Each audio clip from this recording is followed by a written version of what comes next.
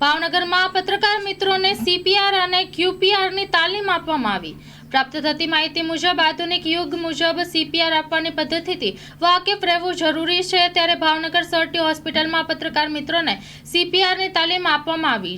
જ્યારે કાર્યક્રમમાં ખાસ વિશેષ ઉપસ્થિત ડોક્ટર અશોક વાળા સાહેબ દ્વારા પણ ક્યુપીઆર વિશે માર્ગદર્શન આપવામાં આવ્યું હતું, જેમાં લોકો આત્મહત્યાના વિચારો કરે છે તેના માટે શું કરવું જોઈએ તે વિશે જણાવ્યું હતું। Story report by Anil Goyal, Bhavnagar સાથે કેમેરામેન મનાલ રાજ્યગુરુ। હું ડૉક્ટર લોપા ત્રિવેદી, સરકારી મેડિકલ કોલેજ ભાવનગર અને સરટી હોસ્પિટલના એનેસ્થેશિયા વિભાગમાં સહપ્રાધ્યાપક અને હેડ ઓફ ડિપાર્ટમેન્ટ તરીકે એનેસ્થેશિયા વિભાગમાં કાર્યરત છું। આજે અમે અહીં મીડિયા કર્મીઓ તથા સુરક્ષા કર્મીઓ માટે કમ્પ્રેશન ઓનલી લાઈફ સપોર્ટ ટ્રેનિંગનું આયોજન કરેલ છે, કારણ કે જ્યારે પણ કોઈ જાનહાનિ કે એના બનાવો બને ત્યારે મીડિયા કર્મીઓ અને સુરક્ષા કર્મીઓ હંમેશા હાજર હોય છે, એટલે આપણે તેને ટ્રેનિંગ આપવી જરૂરી છે।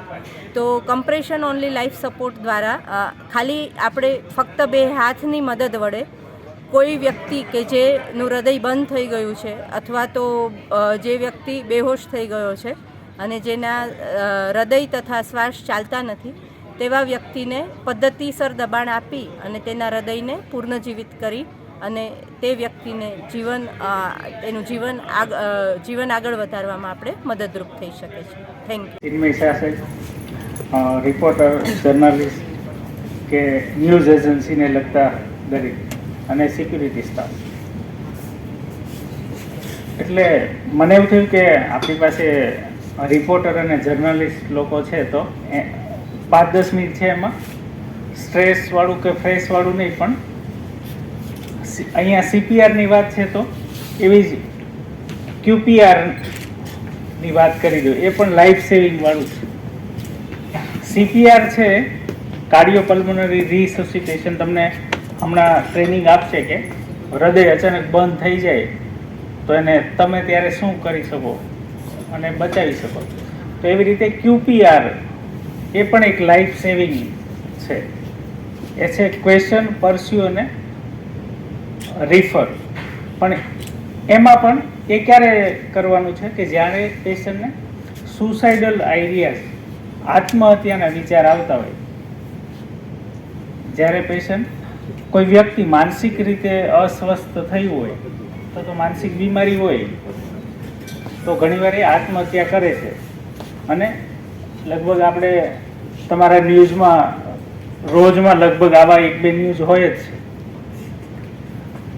તો જેમ સીપીઆર આપી શકો એમ ક્યુપીઆર છે કે જો તમારી આજુબાજુમાં તમારા ધ્યાનમાં એવું કંઈ આવે કે કોઈ વ્યક્તિ માનસિક રીતે ડિસ્ટર્બ છે તો એને question, Q is four question, A question કરી શકો કે એમને કંઈક આત્મહત્યાના વિચાર આવતા નથી અથવા તો એ આત્મહત્યાનું કંઈ પ્લાન કરી રહ્યા એવું તો નથી ને। જો એ પૂછો અને એમાંથી તમને એમાં હામાં જવાબ મળે અથવા તો એવું લાગે કે કંઈક આત્મહત્યા કરે એવું છે તો પી ઇઝ પરસ્યુ, પછી એ વ્યક્તિને તમે એનું ધ્યાન રાખો અથવા તો એ જ્યાં સુધી હોસ્પિટલના પહોંચે ત્યાં સુધી એમને પરસ્યુ ફોલો કરો અને એને રિફર માટે માર્ગદર્શન આપો કે ભાઈ આત્મહત્યાના વિચાર આવે છે તો કોઈ માનસિક તકલીફ હોય, બીમારી હોય એને લીધે આવતા હોય। મોટાભાગના જે આત્મહત્યા થાય એમાંથી 70% લોકો ડિપ્રેશનની બીમારીને લીધે આત્મહત્યા કરે છે, પણ મોટાભાગના લોકોને આ ખબર નથી હોતી, જેથી કરીને ઘણીવાર સારવાર ન લે અને અમુક એવું સ્ટેજ આવે કે આત્મહત્યા કરી દે।